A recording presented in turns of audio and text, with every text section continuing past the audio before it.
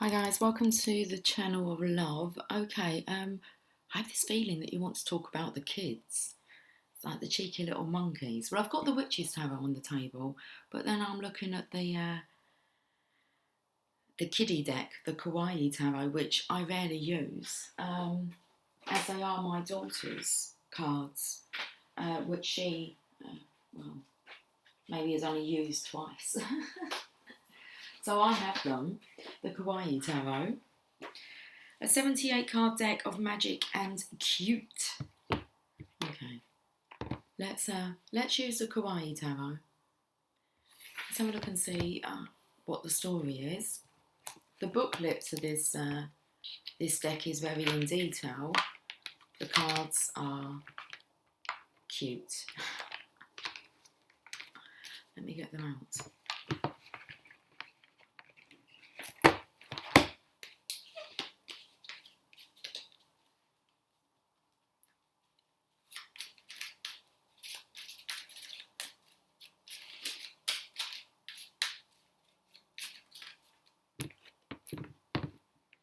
Check out your future Kawaii style with the cutest tarot deck ever.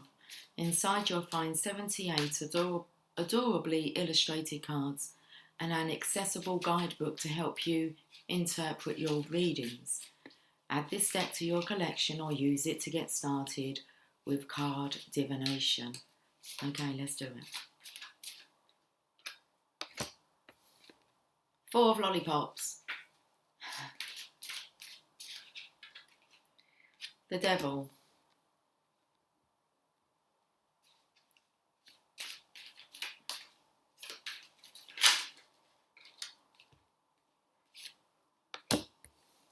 Four of swords in reverse. The magician. Just the four cards? Just the four cards. Justice in reverse. What's going on?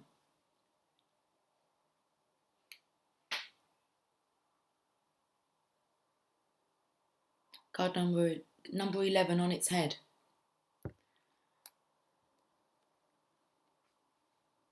Okay. Well, we have the magician here, so let's check out this story. Right, let's have a look first at why justice is in reverse, as that's the underlying energy. Card number 11.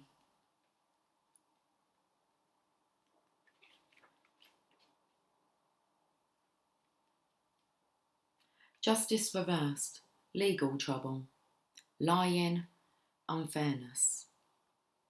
Justice reversed signifies an imbalance. It can be a sign that you are having trouble being impartial due to emotional circumstances. I felt the energy of wanting to talk about the kids. Okay. As card 11, this is the first of the next cards of the major arcana. So it's the halfway point. There's 22 cards in the major arcana. So as card 11, do you know what's so interesting? I purchased 2 bunches of bananas from down the shop. I'll show you. There's one bunch. And there's another bunch of bananas. This is what drew me to like cheeky monkeys. And when I went to the shop, these were reduced. 11 pence. 11 pence. And I was like, I've got to take them. I love bananas anyway. Banana milkshakes all round. But it was like, okay, 22. But something told me I had to take both of them. They're the only bunches that were reduced. It was like, come on, you're coming home with me. I know exactly what to do with you. But that's what it was. They were 11 pence. So I definitely seen that synchronisation. So 22. So 22 pence on bananas. Okay. So, I don't know whether or not this is 2 families coming together. But let's just carry on. hopefully the cards will tell you the story, because I was actually trying to divert the conversation away. It was like, I don't really feel like talking about the kids. I don't know what to say about the children. And more signs were coming in. I could hear children outside. My eyes went to the Kawaii Tarot, the bananas. Okay, right. So that's the feeling I've got. Let me turn my book up the right way. So the Justice reversed is, Justice reversed signifies an imbalance.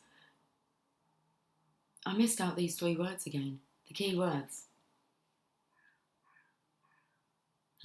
Pay attention to the words. All I can hear is crows. Crows crowing last couple of days. They were hanging around last night, and a big, massive fly that was buzzing around. He actually found his way to the lamp, and I believe he got caught around the light bulb. So I'm not sure what that's all about. But there is something all about. Anyway, legal trouble, lying, and unfairness. So justice reversed signifies an imbalance. It can be a sign that you are having trouble being impartial due to emotional circumstances. It can be an indicator that you must try harder to be fair, even if it means some unpleasant consequences. Some examples would be the need to pay back a loan, or the need to split money equally among business partners, even if one partner protests that he deserves more. On the other side of imbalance, this card can mean you are overusing your left brain in decision making. Look to surrounding cards to find out whether you need more or less heart in this case. In specific cases, this card can signify a legal loss or an upcoming legal battle. Okay. So look to the surrounding cards to find out whether you need more or less heart in this matter. Card number 4. That's the 4 of Wands, guys. Okay. The 4 of Lollipops. Lollipop, lollipop, oh lolly, lolly, lolly, lollipop. Boom, boom, boom. The 4 of Wands, small celebration, thrill, and togetherness. The 4 of Wands comes up when you have finished one stage of a major project. It represents a small and humble celebration. The 4 of Wands is not the sign of an end, but rather of a break. You still have work ahead to achieve your goals, and this card suggests that you deserve to acknowledge that you have done a lot so far. In readings, the 4 of Wands represents a small, sometimes routine excitement, such as lighting birthday candles or a romantic anniversary. It's not time to stop all operations, but this thrill will reinvigorate you to the joy of living. This card can be a symbol of marriage, because marriage is seen as the completion of the first stage of a relationship. The 4 of Wands can also symbolise an important milestone at work or in your home. With the foundation laid, it's time to re-energise yourself while enjoying the joy of your fresh beginning. This card represents the need to get a clean start. Excuse me. This card represents the need to get a clean start. Forget about the setbacks of the past and focus on your present celebration and future. You've got the Devil now.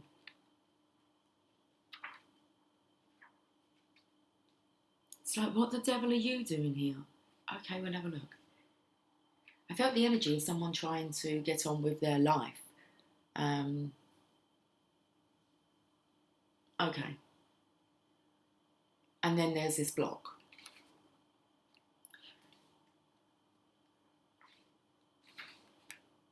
The Devil, addiction, vice, and self-medication. The devil is in the business of indulgence and bondage, whether it's drugs, food, or even hopelessness. The devil appears when there is an addiction. This card represents your shadow, necessary but often hiding truths. It does not foretell doom, only the need for attention. Are you hiding? Are you hiding? Are you holding fast to your highest vision? Still struggling with the concept of even amounts, the fool overindulges in drinking. One night, in the shadows, he sees the devil. The devil is with two people wearing shackles around their necks. Though terrified, the fool manages to turn around.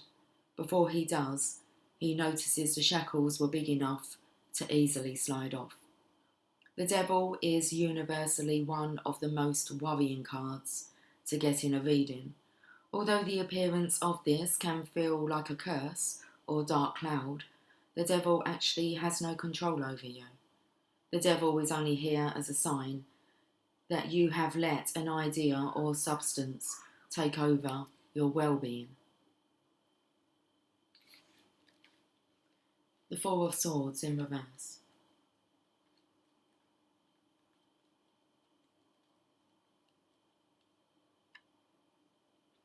A frenzy, burnout, passivity.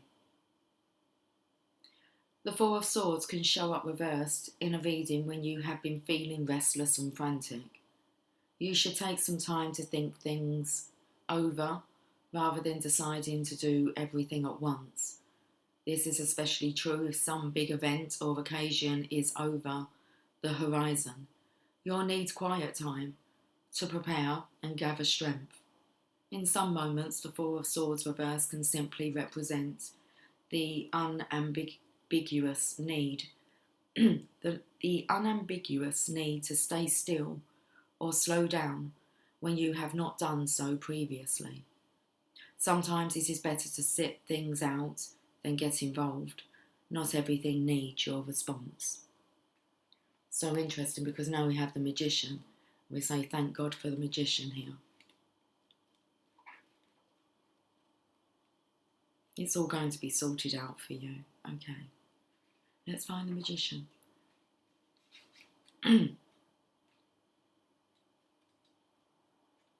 Spark, concentration and power. The Magician is the spark of a new idea and the power to manifest a new vision. This card is the archetype of active achievement, going after what you want with great focus. It is about making higher use of your unbounded spiritual and emotional power. As the first teacher the Fool finds on her journey, the Magician is the one who encourages the Fool to develop her vision. The Magician, like any good teacher, is only here to show you the power and potential behind your own ideas. Armed with skill, logic and intellect, the Magician suggests that now is the time you have the creativity, tools and resources to manifest something new to your life. Card 1 features a wand with a star. The star symbolises the infinite power to tap into universal energy and use it as a source of help. The wand, upright, acts as a lightning rod between the divine and the ground. Around the wand are other elements, representing that the Magician carries the elements to create all the suits and thus all of life. Getting the Magician in a reading means that there is divine energy behind your idea. This may be a sign to knuckle down and dedicate deep concentration to your tasks. Eliminate any distractions and focus on your goal. The Magician is single-minded. Commitment and focus are essential for you to achieve.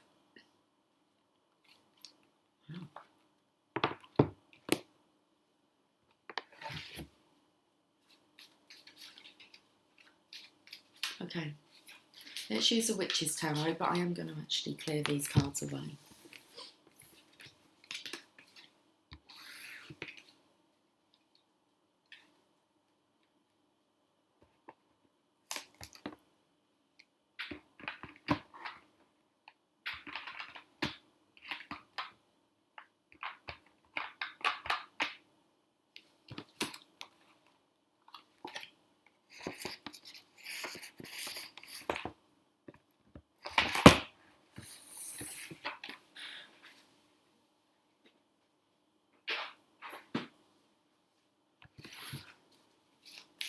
Should we have a little story?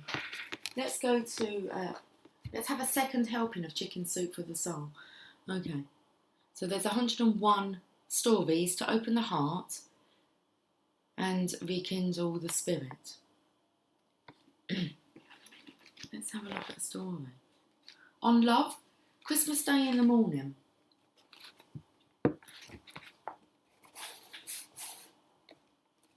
He woke suddenly and completely. It was 4 o'clock, the hour at which his father had always called him to get up and help with the milking. Strange how the habits of his youth clung to him still. His father had been dead for 30 years, and yet he waked at 4 o'clock in the morning. He had trained himself to turn over and go to sleep, but this morning, because it was Christmas, he did not try.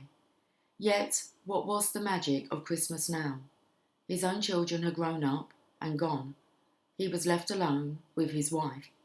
Yesterday she had said, "Let's not trim the tree until tomorrow, Robert. I'm tired." He had agreed, and so the tree remained out in the back entry. Why did he feel so awake tonight? For it was still night, clear and starry. No moon, of course, but the stars were extraordinary. Now that he thought of it, the stars seemed always large and clear before the dawn of Christmas Day. There was one star now that was certainly larger and brighter than any of the others. He could even imagine it moving, and it had seemed to him to move one night, long ago. He was 15 years old, and still on his father's farm. He loved his father.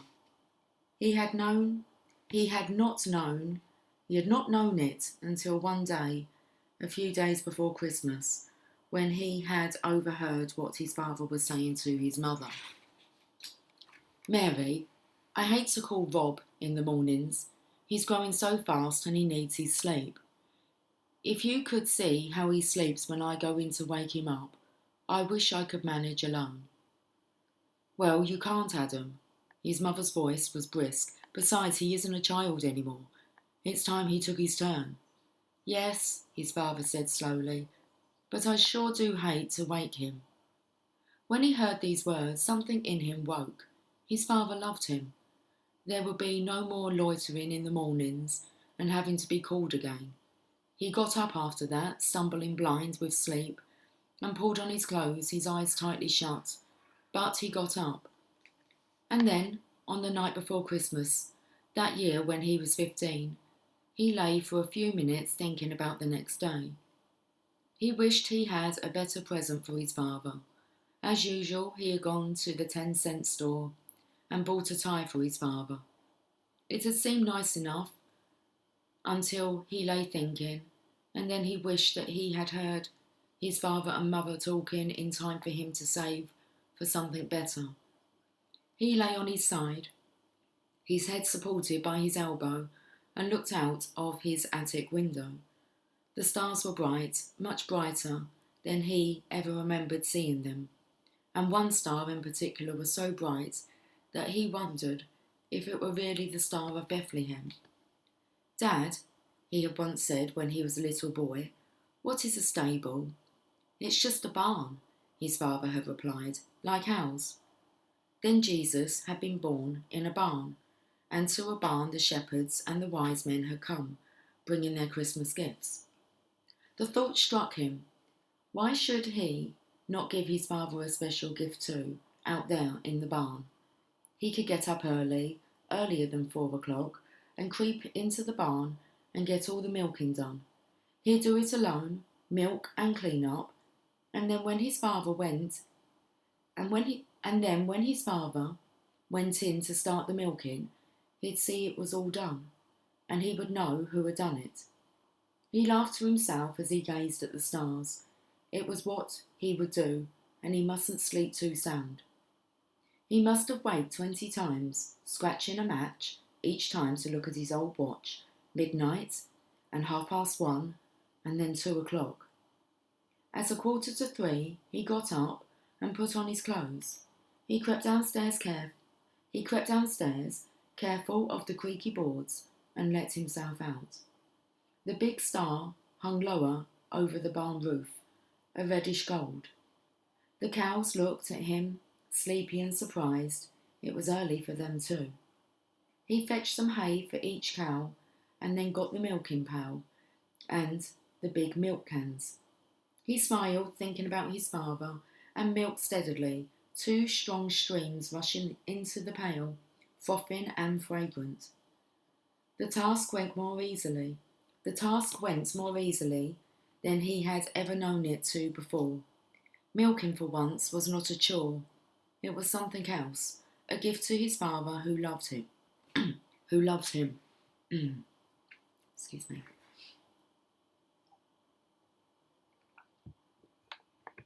So milking for once was not a chore. It was something else, a gift to his father who loved him. He finished, the 2 milk cans were full, and he covered them and closed the milk house door carefully, making sure of the latch. He put the stool in its place by the door and hung up the clean milk pail. Then he went out of the barn and barred the door behind him. Back in his room, he had only a minute to pull off his clothes in the darkness and jump into bed, for he heard his father up. He put the covers over his head to silence his quick breathing. The door opened. "Rob," his father called, "we have to get up, son, even if it is Christmas." "All right," he said sleepily. "I'll go on out," his father said. "I'll get things started." The door closed and he lay still, laughing to himself. In just a few minutes his father would know. The minutes were endless. 10, 15, he did not know how many, and he heard his father's footsteps again. The door opened and he lay still. "Rob?" "Yes, Dad." "You son of a—" His father was laughing, a queer, sobbing sort of laugh. "Thought you'd fool me, did you?" His father was standing beside his bed, feeling for him, pulling away the cover. "It's for Christmas, Dad." He found his father and clutched him in a great hug.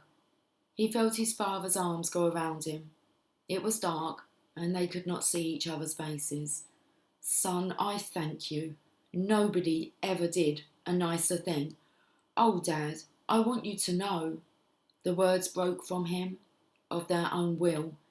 He did not know what to say. His heart was bursting with love. "Well, I reckon I can go back to bed and sleep," his father said after a moment. "No, the little ones are waked up. Come to think of it, I've never seen you children when you first saw the Christmas tree. I was always in the barn. Come on." He got up and pulled on his clothes again, and they went down to the Christmas tree, and soon the sun was creeping up to where the star had been. Oh, what a Christmas, and how his heart had nearly burst again with shyness and pride as his father told his mother and made the younger children listen about how he, Rob, had got up all by himself. "The best Christmas gift I ever had, and I'll remember it, son, every year on Christmas morning, so long as I live." Outside the window now, the great star slowly sank. He got up, put on his slippers and bathrobe, went softly upstairs to the attic, and found the box of Christmas tree decorations. He took them downstairs into the living room. Then he brought in the tree. It was a little one. They had not had a big tree since the children went away, but he set it in the holder. Then carefully he began to trim it. It was done very soon, the time passing as quickly as it had that morning long ago in the barn.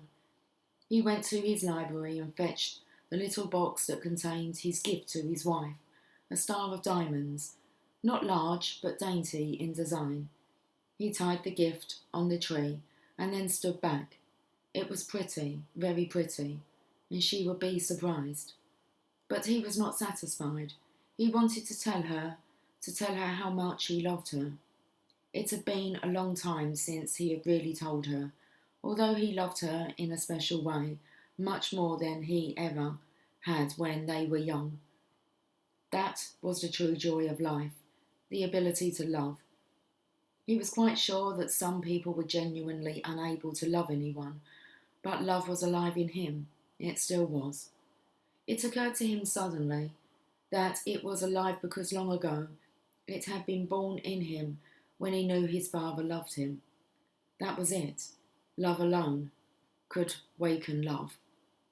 And he could give the gift again and again. This morning, this blessed Christmas morning, he would give it to his beloved wife. He could write it down in a letter for her to read and keep forever. He went to his desk and began his love letter to his wife. My dearest love. How beautiful. That's the beginning of his letter.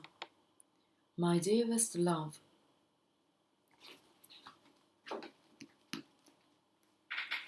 That's a lovely story. Okay.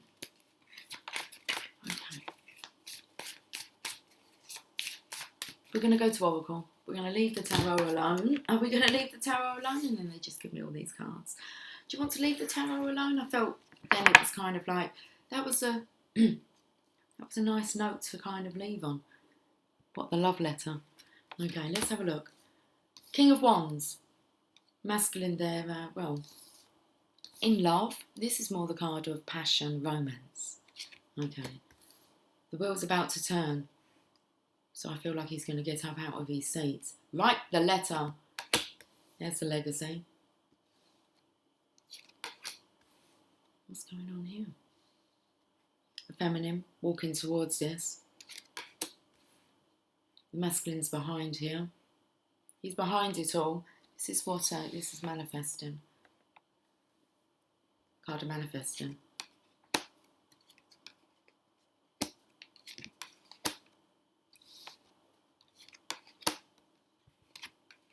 Okay. It does really just suggest the masculine coming towards the feminine here. Okay, the masculine's seated. It's time for you to get up. The wheel's about to turn. This is your legacy. I felt the energy of obviously the dolphin here is keeping a check on the feminine, but this is about asking the feminine to come, okay, towards him. He's wanting to manifest this.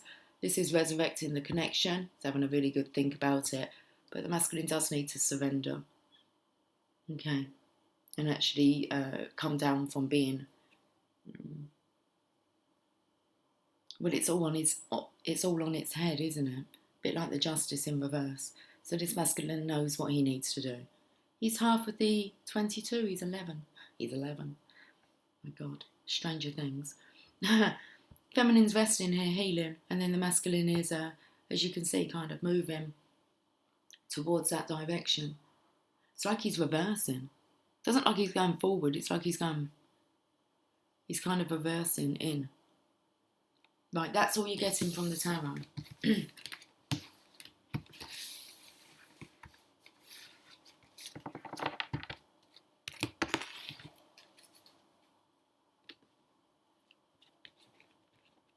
Your day at a glance. The truth is right there in front of your face. That's what my message says today. It's a devil with an angel. The truth is right there in front of your face. It's gone.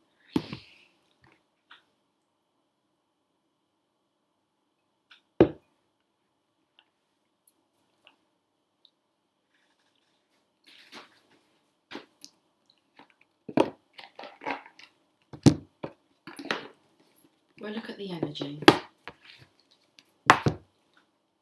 From the other energy, from the what? The energy oracle cards.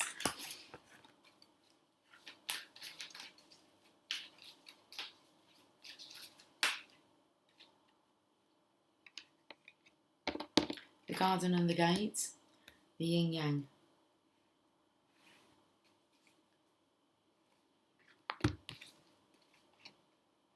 $22. Card number 30. Abundance, prosperity and staying safe. This card shows a peaceful young woman in a beautifully blossoming garden with colourful flowers all around. However, the gate to the road outside the garden is locked, while the girl wears a key on a chain around her neck. This card upright bodes well for the financial scene. In fact, there may be a lot of money or other personal pleasures coming your way at this time. But be aware, the choice to stay in the seemingly security of this lovely garden may actually be motivated by habit or a fear of the unknown. The beauty is enticing and worth enjoying, but you may not be giving your spirit the freedom to roam. While it's fine to amass a great deal of wealth, don't let it keep you from the karmic path or from living your truth. You have the choice to shift your focus, widen your spiritual perspective, and gain the world that is just outside your gate. I do feel the masculine has to come and get the feminine. Okay. She has the key around her neck. Yin Yang, 22. Passive, active, intuitive, logical. This card represents energetic life cycles, and its purpose is to help you identify the particular cyclic energy moving into or out of your experience. In its upright position, it heralds a yin cycle, where most of the action seems to be happening under the surface of things.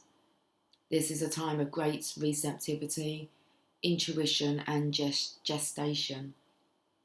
External circumstances may be forcing you to go within and examine present activity.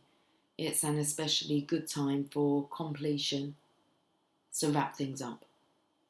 Yin cycles often call you to be passive, yielding, and reflective. So open up to these sides of your nature. Being, more than acting, is the intention here.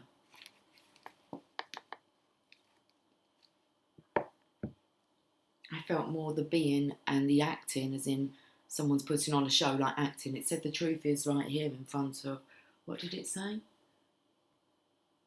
The truth is right there in front of your face. Let's end with,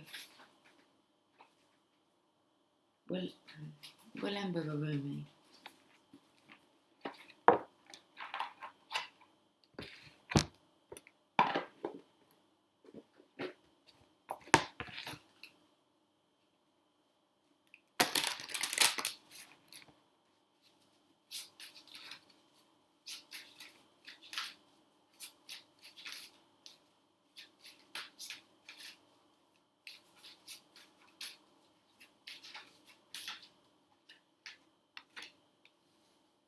The all-encompassing hand.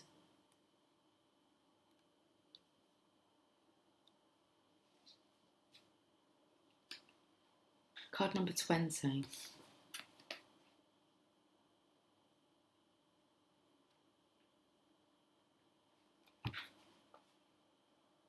You are the essence of my existence.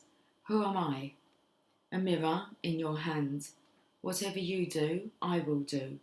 I am your irresistible reflection. With every breath, I feel my heart is beating with yours. In your joy, I am exuberant. In your sadness, I am in sorrow. If you are bitter, I become bitter. If you are grace, I become grace.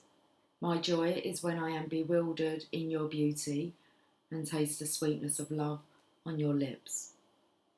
If I pick a rose without you, it becomes a thorn in my hand. If I am the thorn, I become the rose in your hand. Rumi. I have held your hand in mine for so long that I have long since ceased to distinguish where your sacred flesh once felt separate from mine. This sacred grasp pulses with love divine, and there is one hand, holding and held, one being, loving and loved, though we may appear to be less ecstatic angels, to be two. The love that gives us this handfast, beloved, is so powerful, we could spin the entire universe upon its axis, and still our hands will be joined, gently and yet enduringly, in unfailing love and sublime friendship. Perhaps you are in need of reassurance, dearest one. Perhaps you have been feeling somewhat alone on your path, or struggling with a matter deep within your precious, beautiful heart, and speaking of it to no one. Such loneliness that can foster in the heart, with no other to bear witness to your life experience. You may question your life, your sanity, your truths, and create doubt where no doubt need be. This must stop now. You are worthy of so much more, and this suffering is not essential for your growth now. It is time to let it be and to open up to the touch of grace. So this oracle comes to you as the hand of the divine. It is the all-encompassing hand, the hand that has no limitation upon the blessings it can bestow, upon the troubles it can lift from you, upon the tenderness it can communicate to you through sacred touch. Allow that divine hand to reach for you, beloved. Do not turn it away. Do not let old shame, guilt, or mistaken notions of false independence keep you from accepting this heavenly hand. This hand reaches to gently wipe away tears of the past.